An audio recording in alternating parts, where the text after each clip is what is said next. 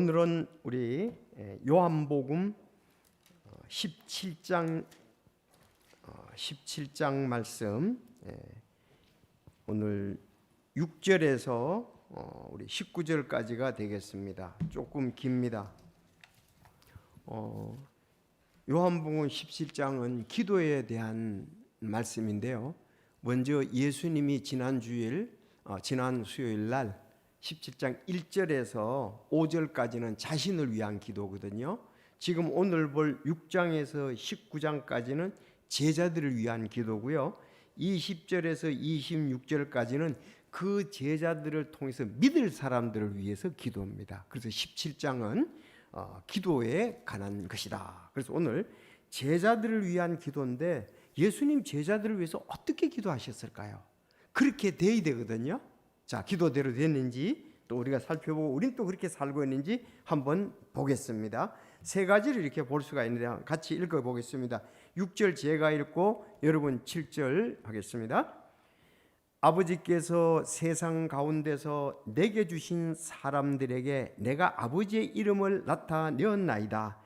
그들은 아버지의 것이었는데 아버지께서 그들을 내게 주셨으며 그들은 아버지의 말씀을 지켰나이다. 이제 그들은 아버지께서 내게 주신 모든 것이 그 무엇이든 다 아버지에게서 나왔음을 알았나이다. 나는 아버지께서 내게 주신 말씀들을 그들에게 주었고 그들은 그것들을 받았으며 내가 아버지로부터 나왔음을 확실히 알았고 아버지께서 나를 보내셨음을 믿었나이다. 내가 그들을 위해 기도하나이다. 내가 세상을 위해 기도하지 아니하고 아버지께서 내게 주신 자들을 위해 기도하오니 그들은 아버지의 것이니이다. 내 것은 다 아버지의 것이고 아버지의 것은 내 것인데 내가 그들 가운데서 영광을 받게 되었나이다. 이제 나는 세상에 더 있지 아니하오나 이들은 세상에 있고 나는 아버지께로 가오니 거룩하신 아버지여, 아버지께서 내게 주신 자들을 아버지의 이름으로 지키사 우리와 같이 그들도 하나가 되게 하옵소서. 내가 그들과 함께 세상에 있을 때에 아버지의 이름으로 그들을 지켰나이다. 아버지께서 내게 주신 자들을 내가 지켰고 멸망의 아들 외에는 그들 중 하나도 잃어버리지 아니하였으니 이것은 성경 기록이 성취되게 하려 함이니이다. 이제 내가 아버지께로 가오니 내가 세상에서 이것들을 말하는 것은 그들이 내 기쁨을 자기들 안에서 성취하게 하려 함이니이다. 내가 아버지의 말씀을 그들에게 주매 세상이 그들을 미워하였으니 이는 내가 세상에 속하지 않은 것 같이 그들도 세상에 속하지 아니하기 때문이다.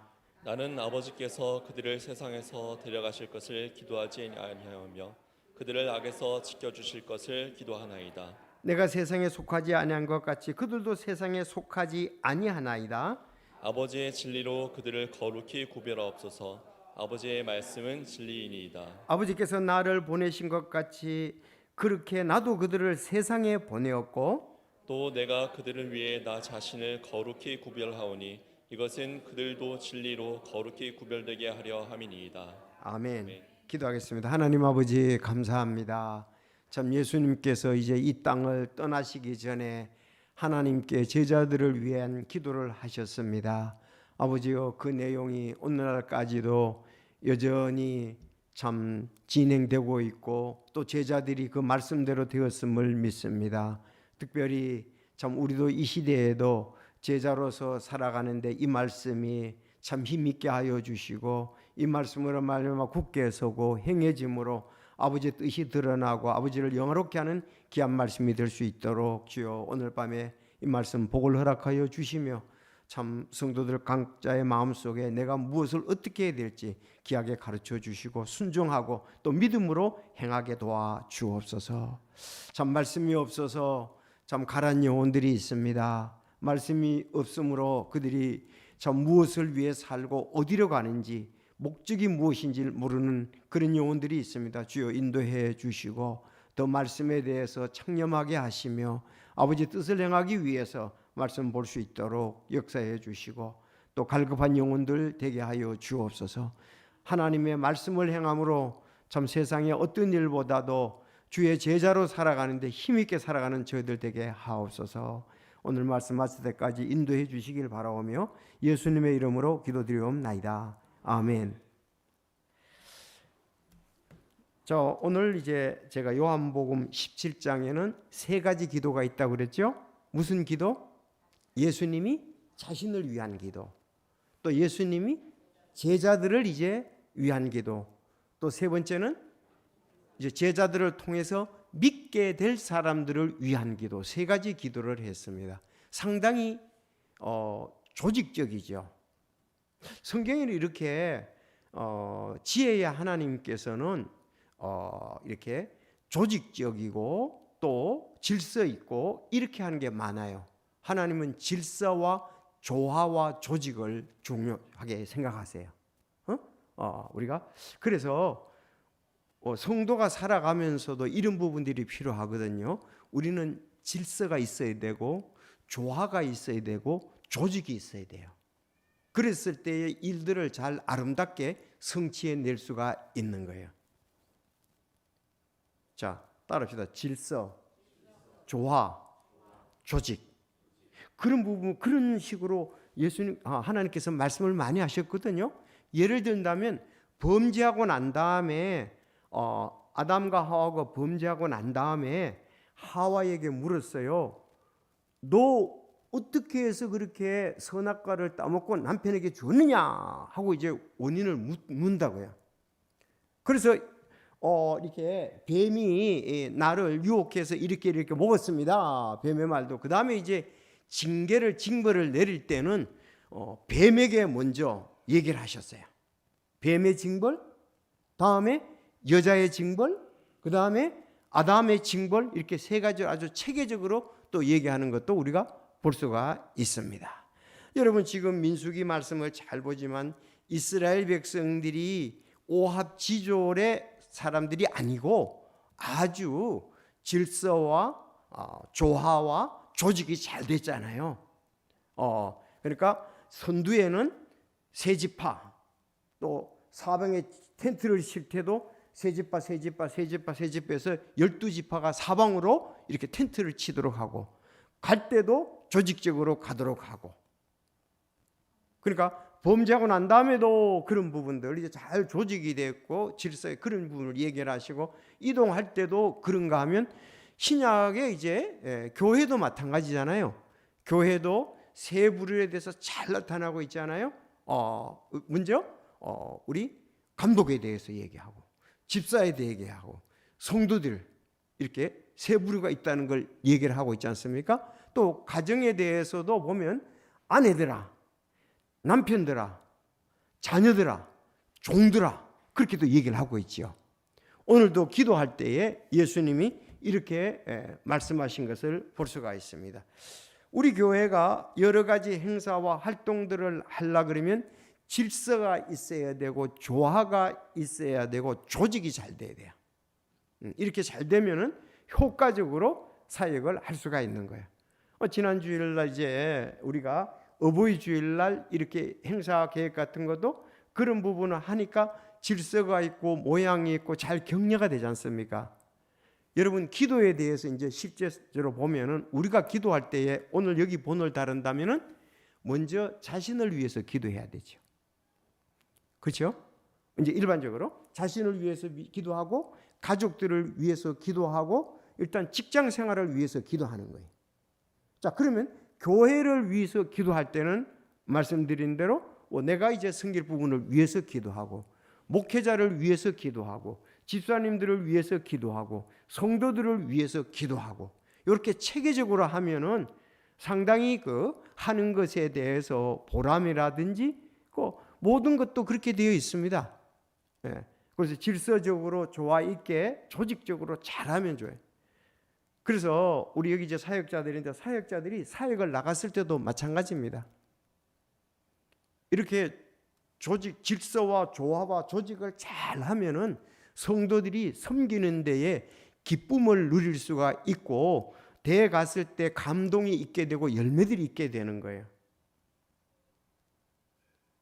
그리고 이제 랭캐스터 교회도 마찬가지고, 우리 노스밸리 침례교도 마찬가지예요. 그렇게 해야 교회가 잘 움직여지거든요. 그래서 그런 사역들이 우리가, 그래서 그런 부분들을 갖다가 우리가 적극적으로 참여하고 함께 해야 돼요.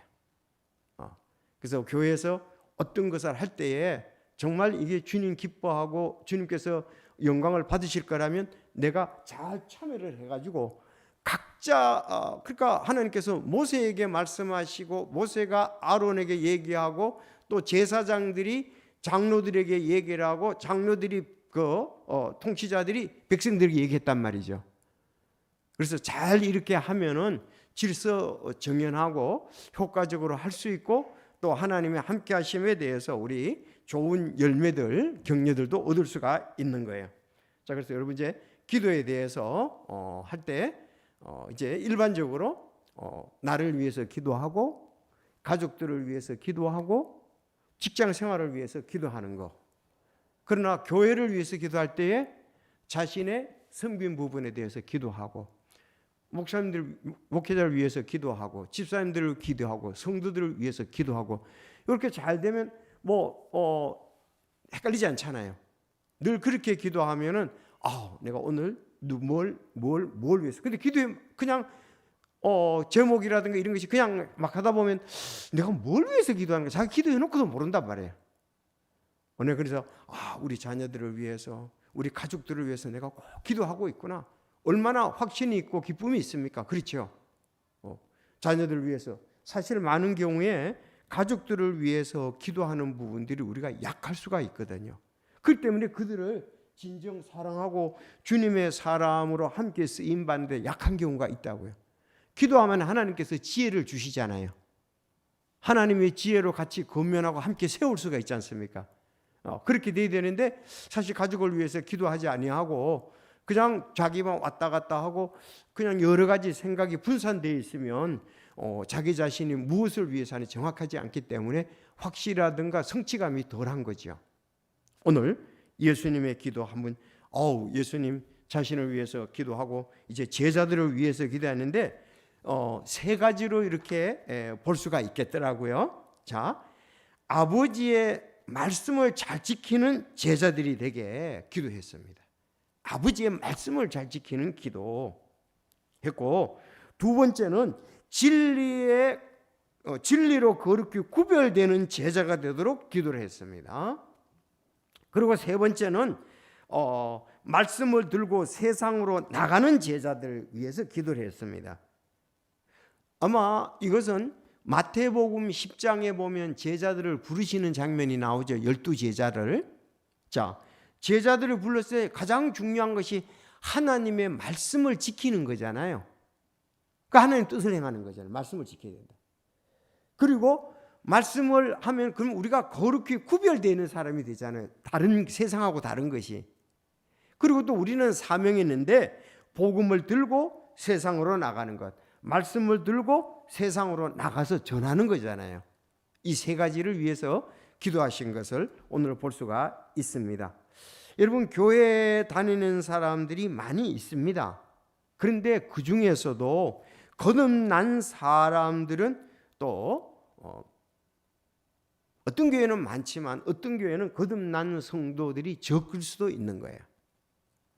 그래서 먼저 거듭나는 게 중요하잖아요. 교회는 거듭나지 않으면 교회라고 부를 수도 없는 거예요.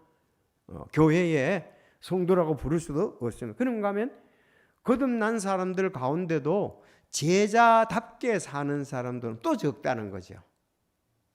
제자답게 사는 것. 교회의 사명은 그런 사람들을 거듭나게 하고 그들로 하여금 주님의 제자가 되는 게 하는 게 마태복음 28장 19절 20절이잖아요. 그러므로 너는 가서 모든 민족 제자를 삼는가 그래서 제자 삼는 구원의 복을 분명히 전해야 그들이 이제 제자가 되는 거 아니겠어요? 그래서 제자 되면 구원 받았으면 침내주고 가르쳐 지키게 하라. 그래. 그 제자답게 사는 거죠. 이렇게 교회가 돼야 되는 거예요. 만약에 교회 성도들이 저 사람들이 거듭났는가에 대해서 애매하다 그러면 그거는 참 하나님의 말씀에 따라서 이건 좀 문제가 있다. 우리 교회 사람들이 구원받고 구원의 확신이 있어야 되는데 그런 부분이 없다 그러면은 둘러봐서 글쎄 저 사람은 구원받았는가? 구원의 확신이 있는가? 그거에 따라서 침례받았는가? 이런 부분이 돼야 된다고 바르게. 여러분 그렇잖아요? 그 다음에 제자답게 사는 거지 않습니까? 그래서 우리가 제자가 되고 제자를 삼자, 뭐 이렇게 슬로건을 내거는 교회들도 있습니다. 그래서 예수님 당시에도 그랬습니다. 그들이 거듭났는가? 거듭나고 난 다음에 정말 제자의 삶을 살고 있는가? 그런 들이 우린 분명히 그들이 거듭났다고 믿습니다. 맞습니까? 그런가 하면 사도행전 2장에 성령께서 역사하시고 난 다음에 그들은 진정한 제자의 삶을, 성령 충만한 제자의 삶을 살았음을 또 믿습니다. 그럼 우리도 성도들이 그래야 되거든요. 그게 목표가 돼야 돼요. 그렇게 우리가 하는 것이 형제 자매들에게 교제고 내가 교회에서 일원으로서의 하나의 큰 역할을 하는 겁니다. 사람들이 구원받게 하는 것, 그들이 말씀에 굳게 서는 것, 제자의 삶을 사는데 서로 우리가 거기에서 협력하고 이끌어주고 도와주고 하는 것, 이게 교회가 분명해야 돼요. 맞습니까? 그냥 예배드리고 가고 그런 게 아니에요. 그것도 예배드리고 그냥 그것도 중요하지만 거기 속에서 그래서 우리가 모임이 있고 성경 공부도 있고 서로 교제도 있고 하는 이유가 거기에 있는 거예요. 예배만 드리고 갔다? 그거는 제자가 되고 제자를 삼는 데 어느 부분은 약하다고 볼 수가 있습니다. 뭐 예배만 드리고 가고 이런 사람들은 제자가 되고 제자가 삼는 것이 정말 약하지요. 하나의 구원받고 신앙생활은 하지만 그래서 제자가 되는 것이 중요합니다. 제자답게 사는 것이. 자, 그래서 오늘 제자는 이런 삶을 산다. 제자가 이렇게 되기를 위해서 기도했으니까 자, 오늘 본문을 한번 보겠습니다. 6절에서 10절까지 보면은 계속 말씀에 대한 것이 많이 나와요. 자, 보면은 6절 아버지께서 세상 가운데서 내게 주신 사람들에게 내가 아버지의 이름을 나타내었나이다. 그들은 아버지의 것이었는데 아버지께서 그들을 내게 주셨으며 그들은 아버지의 말씀을 지켰나이다. 그랬죠. 말씀을 지켰다. 그리고 8절에도 보면 나는 아버지께서 내게 주신 말씀을 그들에게 주었다. 그렇게 나오죠. 예, 말씀을 주었다. 그래서 여기에서 이제 처음에는 말씀을 줬는데 말씀을 지키는 사람이다 이거예요. 여러분 우리가 하나님의 말씀을 지켰나이다. 그리고 그랬더니 제자들이 받아들이고 믿었다. 그리고 예수님께서 그들 가운데서 영광을 받으셨다. 이렇게 말씀하고 있습니다. 그럼 제자는 누군가? 사실 제자라는 것은 스승의 말씀을 받아 지키고 순종하는 사람입니다. 제자들은 그렇잖아요. 스승이 말했으면은 그 말씀을 듣고 지키고 순종하는 자가 제자잖아요. 제자가 스승이 가르쳐 준 대로 하지 않는다면 그건 참 제자가 아니지요.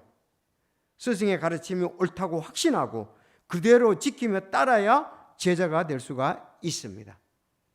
그래서 마태복음 28장 19절 20절이 있는 거예요. 그들이 구원의 복음을 전하고 침례를 주고 가르쳐 지키게 하라.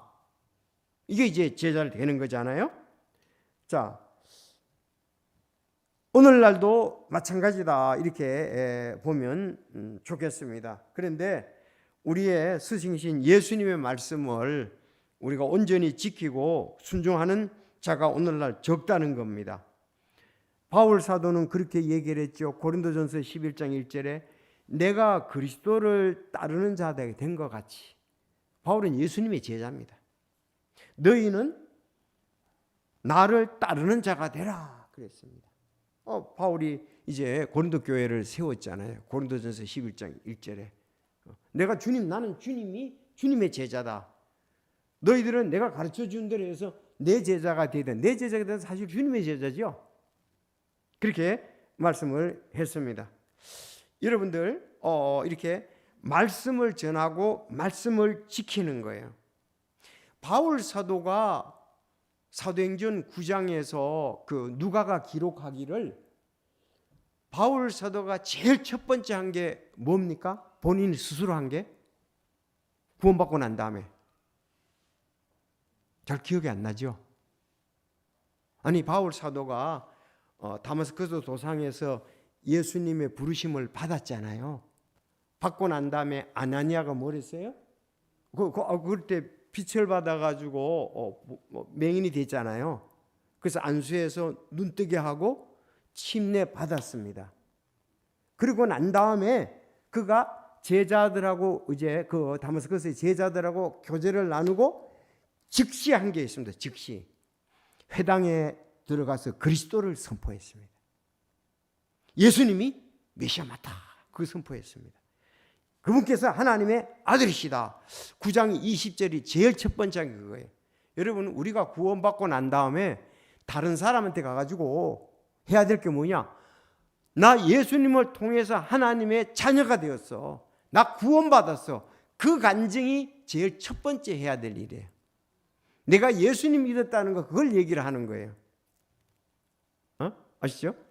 그러니까 사도행전 9장 20절을 그게 첫 번째 한 거예요. 한번 보세요. 사도행전 9장 20절을 보겠습니다. 사도행전 9장. 자, 바울의 회심에 대해서 쭉 나오거든요.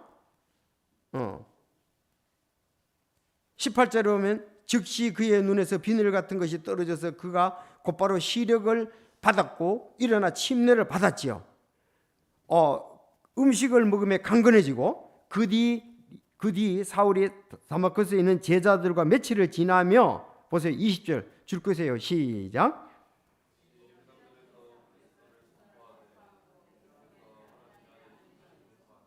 그가 제일 싫어했던 것이 뭡니까? 예수가 그리스도라는 게 제일 싫었고 예수가 하나님의 아들이라는 거 제일 싫었잖아요. 누구든지 예수가 그리스도라거나 하나님의 아들이라고 말하는 사람은 잡아다가 옥에 가두려고 갔잖아요. 근데 자기가 예수님 만나고 난 다음에 예수 메시아 맞다. 예수 하나님의 아들이 맞다. 그래서 자기가 즉시 그걸 갖다가 간증을 하고 선포를 했다는 겁니다.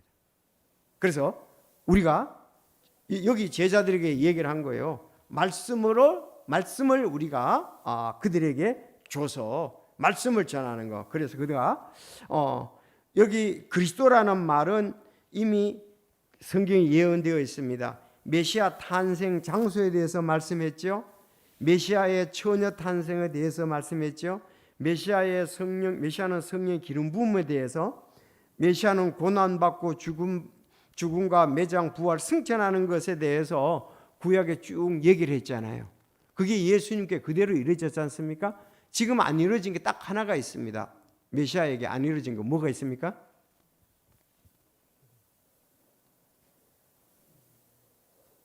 주무시는 분들이 대답하시면 좋겠네요. 지금 메시아가 오셨잖아요. 탄생하셨잖아요. 어디서? 베들레헴에서. 다 돼 있잖아요. 장소 됐죠. 메시아의 처녀 탄생이죠. 다음 성령님으로 기름 부음을 받았죠. 다음 고난도 받고 죽음도 받고 매장 부활 승천했는데 이게 다 성취되었습니다. 아직 성취되신 게 아닌 게 메시아에 딱 한 가지가 있습니다. 뭡니까? 재림이죠. 재림. 따라서 재림. 재림만 하면 이제 끝인 거예요. 자, 이분이 누구냐? 예수 그리스도 메시아다. 하나님의 아들이다. 이겁니다. 그래서 여기 제가 지금 설교하는 가운데 요런 하나는 착착착착 우리가 마음에 새겨야 돼요. 예수님에 대해서 다 메시아로 다 이루어졌는데 이제 재림만 안 이루어졌다. 이것만 이제 또 하시고 그래서 그들이 말씀을 지키는 것이 제자들이 할 일이다. 우리도 말씀을 지켜야 된다. 오늘날 그렇잖아요. 이 말씀을 지키는 것입니다. 그래서 제자는 말씀을 지키는 사람. 또 좀 더 구체적으로 하면 진리로 거룩히 구별되는 사람입니다. 11절에 보면 저희를 지키사 하나 되게 하소서 그랬습니다. 그리고 또 예수님이 그들을 지키고 보호해 주었다. 그리고 세상에서 데려가는 게 아니라 악에게서 보호되기를 원하셨거든요. 그래서 다시 말하면 거룩히 구별되는 사람이 되도록 기도를 했습니다. 오늘날도 우리가 거룩히 구별되는 사람이 되어야 된다는 것이 예수님의 기도의 목적이었습니다. 구체적으로 말씀을 지키는 사람이 물론 뭐 그렇게 구별되는 사람들 포함될 수도 있지만 여기 11절에서 17절, 19절 진리로 그들을 거룩히 구별하옵소서 말씀으로. 자, 한마디로 말하면 제자는 진리의 말씀으로 거룩히 구별된다는 거예요. 그런데 진리의 말씀으로 거룩히 구별되어야 되는데 어떨 땐 잘 안 되죠. 근데 고린도 교회는 분쟁이 있었잖아요. 그렇죠. 고린도전서 1장 12절에 보면 분쟁이 있었습니다. 이건 하나 되지 않았단 말이에요. 거룩히 구별되는 것에 대해서 여기 어려움이 있었습니다. 그런가 하면 빌립보서 4장 2절에 보면 유오디아와 순두계가 자매들인데 서로 교회 안에서의 분쟁과 마찰이 있었단 말이에요. 그러니까 하나 되고 사랑하는 것이 예수님이 가실 때 제자들에게 너희가 서로 사랑하라, 너희가 이로써 모든 사람이 너 제자인 줄 알리라 그랬잖아요. 이런 부분에 대해서 하나가 되어서 거룩히 구별되어서 아버지 뜻을 드러내야 되겠죠. 그러면 우리가 이렇게 하나 되고 거룩히 구별되는 삶을 살려면은 무엇을 해야 될까요? 교회 안에서는요, 교회가 이렇게 분쟁이라든가 하나 되지 못하는 그게 뭐냐? 교만 때문에 그렇습니다. 그래서 예수님의 생각을 가져야 된다. 그러면 예수님의 그들이 한 생각을 가져야 된다. 예수님의 생각은 뭐냐?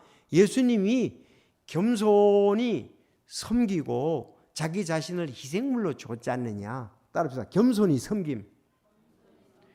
유오두와 순두계가 겸손히 섬기지 않았단 말이에요.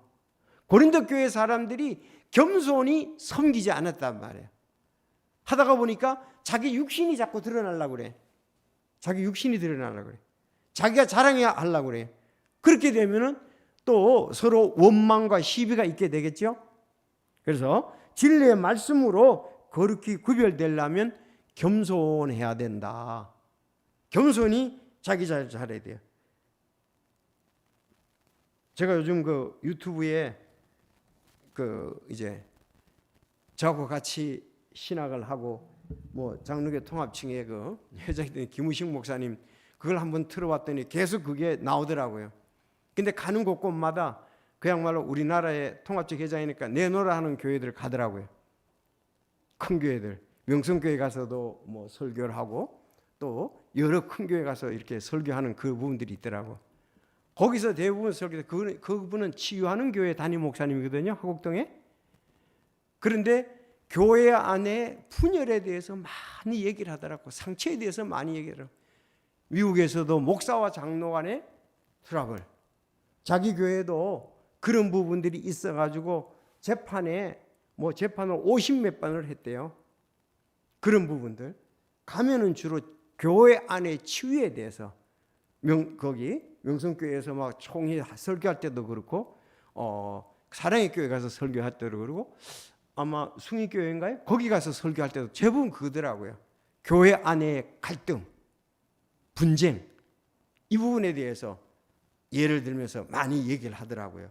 사실 교회가 겸손히 섬겨야 되는데 그러지 못하니까 너무 자기 주장이 강하고 또 교만하고 자기 주장을 드러내려고 그러니까 육신이 교회에 너무 작용해서 어려움이 가끔마다 있는 거예요. 특히 목사와 장로 관계 이런 부분들이 많죠.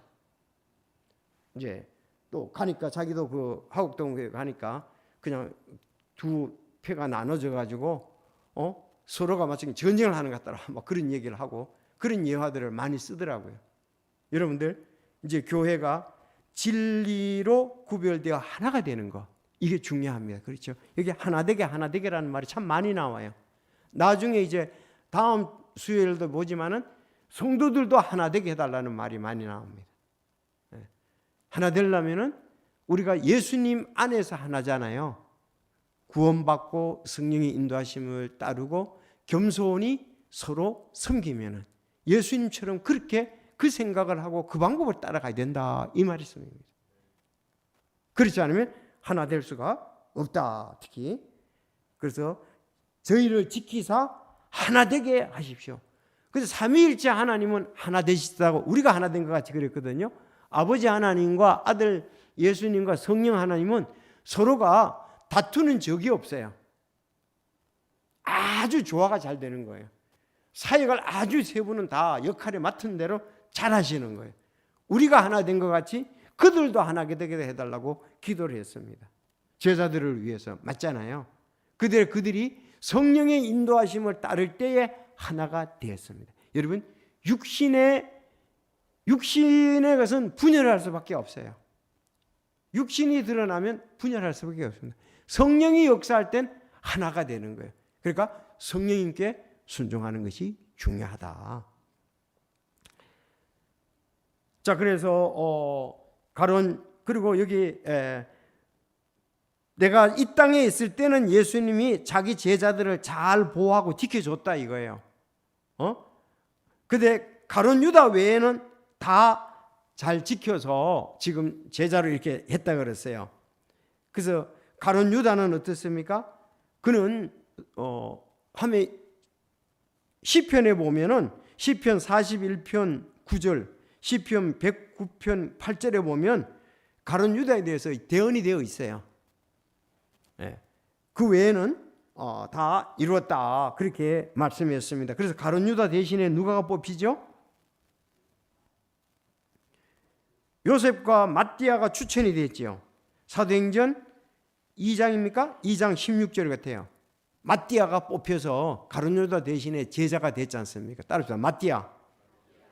그래서 이런 부분들을 위해서 그래서 세상에 속하지 않기를, 악에서 지켜주기를, 진리로 그들이 거룩해 하기를. 그래서 제자는 하나님 말씀 그렇게 볼 수가 있습니다. 마지막 18절 한 구절만 보겠습니다. 자, 18절 보겠습니다. 시작.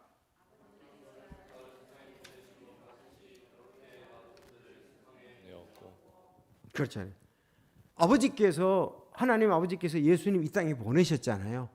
그런 것처럼 나도 제자들을 세상에 보낸다 그랬습니다. 그래서 마태복음 10장에서 보면 12제자를 삼고 세상에 보내고 또 달리 70인을 제자로 삼고 보내시는 것을 볼 수 있지 않습니까?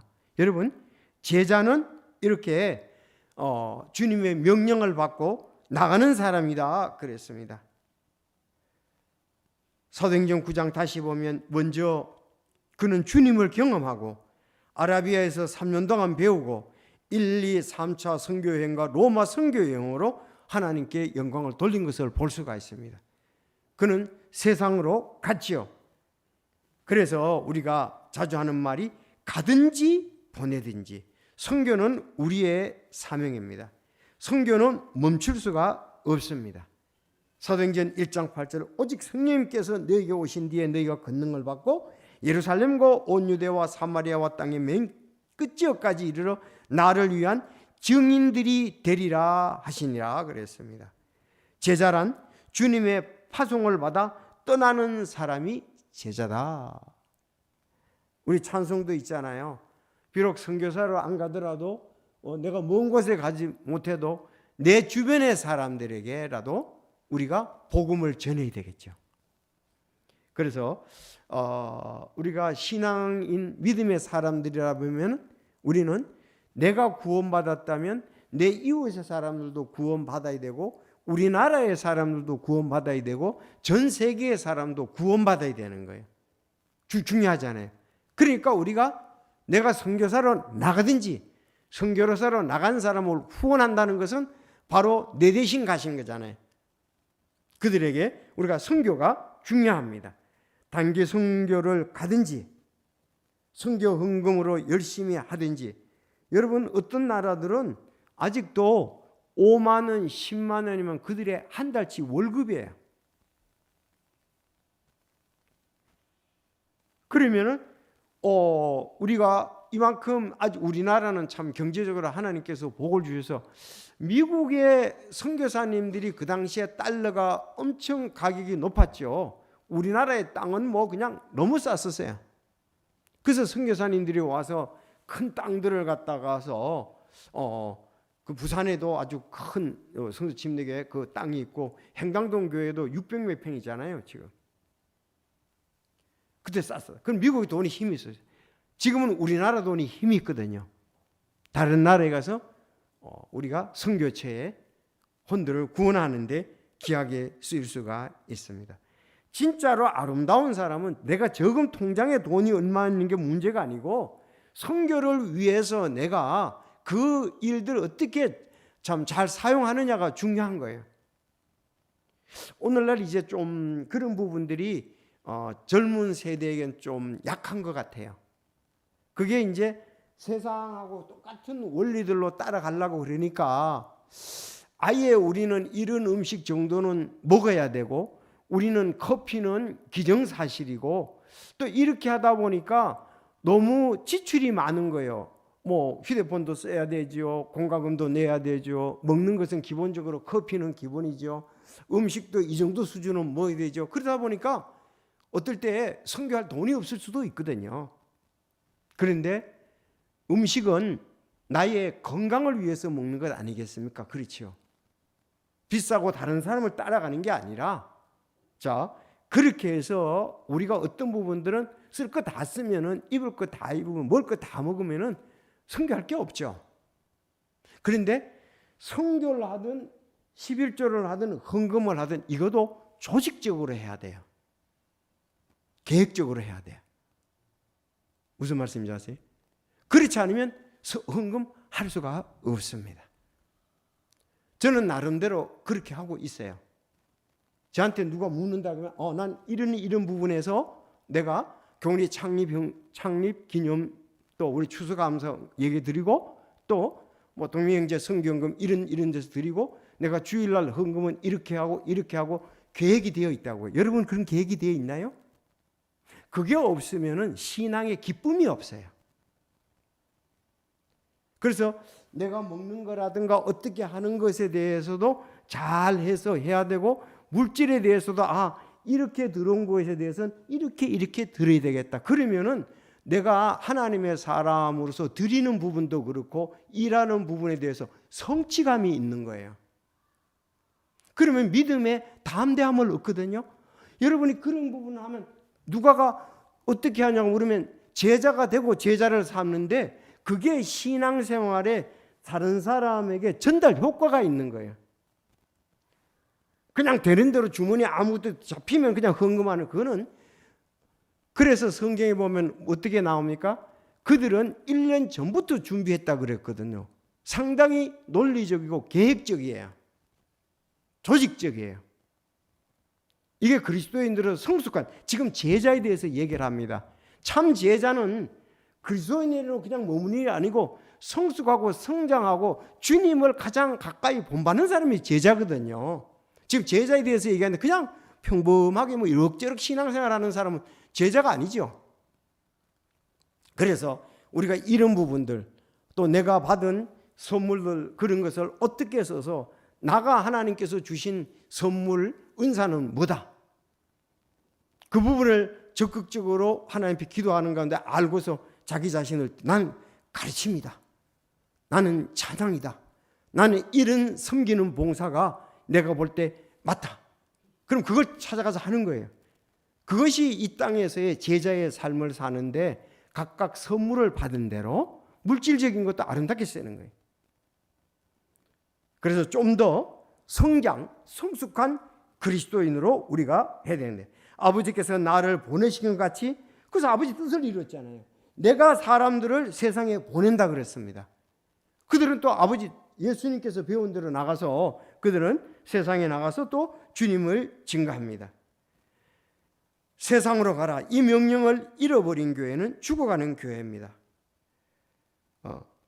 사실 이런 교회들은 성도들이 주님의 제자와는 거리가 멀다 이거예요.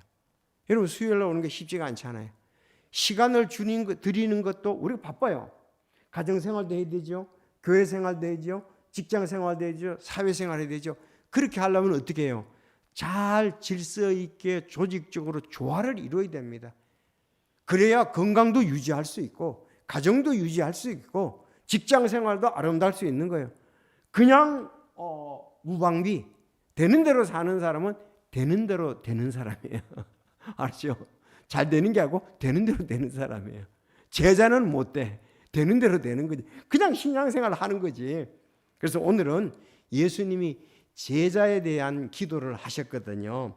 그래서 그렇게 어차피 신앙생활하는 거 자랑스러운 주님의 제자로 인정을 받아야 되는데 말씀을 지키고 순종하는 사람, 자신을 거룩히 구별되게 하는 사람, 세상으로 나가서 그리스도를 전하는 사람, 이를 위해서 오늘 기도를 했는데 예수님이 그렇게 기도하셨으니까 제자들이 그렇게 됐잖아요. 그럼 우리도 그렇게 돼야 된다는 겁니다.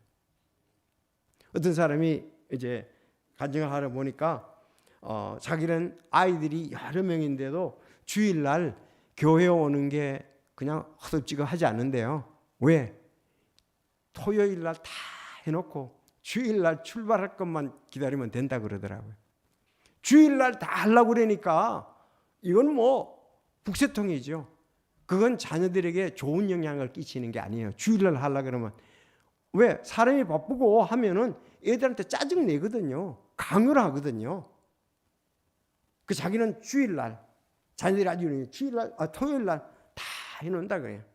주일날은 딱 준비되어 척척척 음식이든 옷이든 뭐 어떤 그런 분들을 예외사항이 애들이 있긴 있지만은 그렇게 하니까 주일날 힘들지 않는다는 것을 서로 이제 간증을 하면서 얘기를 했다고 그래요. 절대로 주일날 그냥 되는 대로 하는 사람은 절대로 좋은 그리스도인의 생활 바치는 은혜도 헌신도 자녀들에게도 좋은 영향력을 끼칠 수가 없습니다. 오늘 제자의 삶에 대해서 보았으니까 이렇게 기도하고 지혜를 달라고 합시다.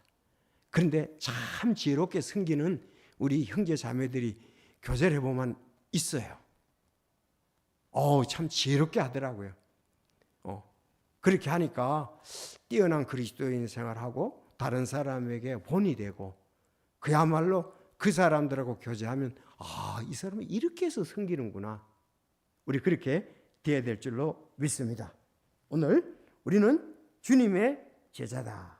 첫째, 말씀을 지키고 순종하고 자신을 거룩히 구별하고 세상으로 나가서 그리스도를 전하는 제자에 대해서 세 가지 기도를 하셨음을 볼 수가 있습니다. 이제 다음 수요일 날은 성도들을 위해서는 어떤 기도를 했을까? 이건 제자는 제자란 말이 따르는 사람이란 말이거든요.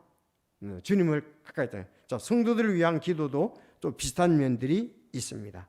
다음 수요일 날 같이 나누도록 하고 기도하겠습니다.